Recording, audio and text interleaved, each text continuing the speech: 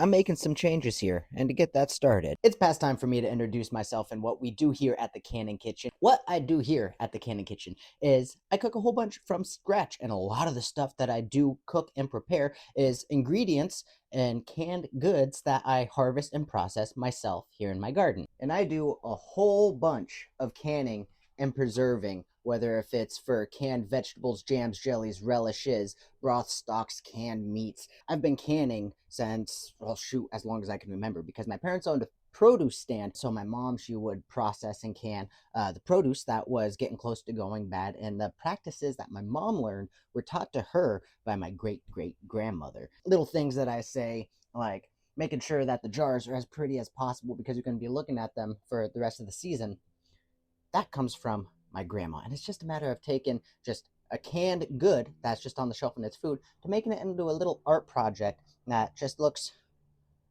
a touch prettier on the shelf.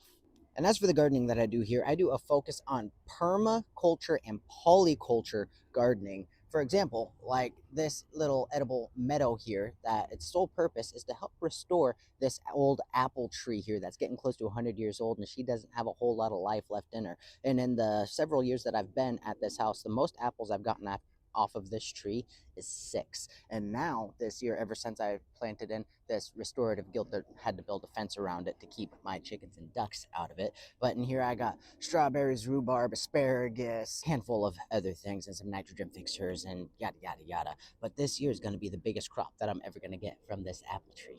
Ooh, hello.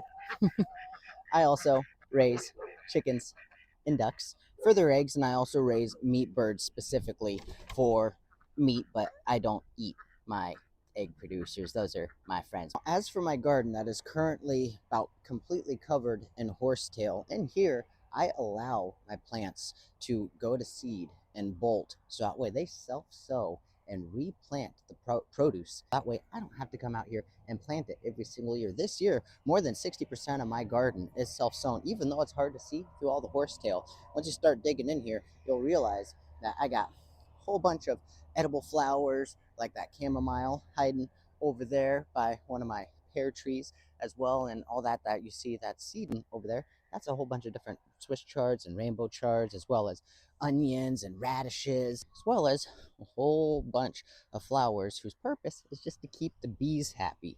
Now, as we come forward here, this is where I have been working on getting back into the swing of things with my garden, because last year I kind of neglected my garden, if I'm being completely honest.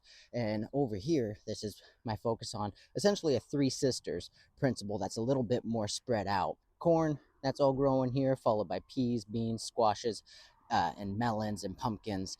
Like this bed here, in a couple more weeks, I'm going to be planting beans inside with that corn, so that way the beans can climb up the corn. I've got grain corns planted as well, and I rotate which produce is grown inside of these beds. So then that way I'm constantly rejuvenating the soil with the nutrients that it needs. When I started planting out here about 5, 6 years ago, the ground was so hard that I had to use a metal rod in order to get my seeds into the ground. And with the generative practices that I've been doing, planting has never been easier for me. It is a practice to get these essentially edible food meadows established inside this area, because where I'm at, I'm infested with horsetails. And if you have any tips on how to get rid of horsetails, I would greatly appreciate it. That doesn't require chemicals or pesticides or dumping 30% vinegar on my plants, covering it with plastic for 4 years in order for them to come back in just 2 more years. Now, I harvest my own seeds that I plant, as well as allowing the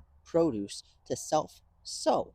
And I am a-okay having happy little furry friends out here. I will admit, my garden is currently overgrown. It was neglected for a year in this area here.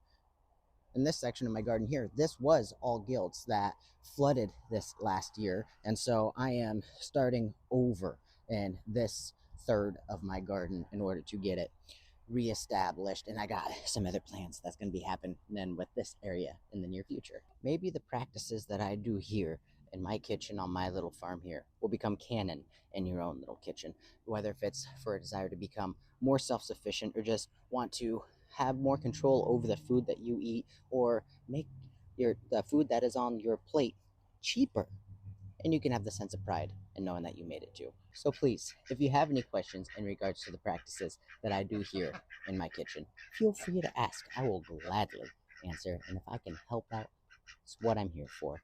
I appreciate you guys. Y'all take care. Time for me to get to cooking.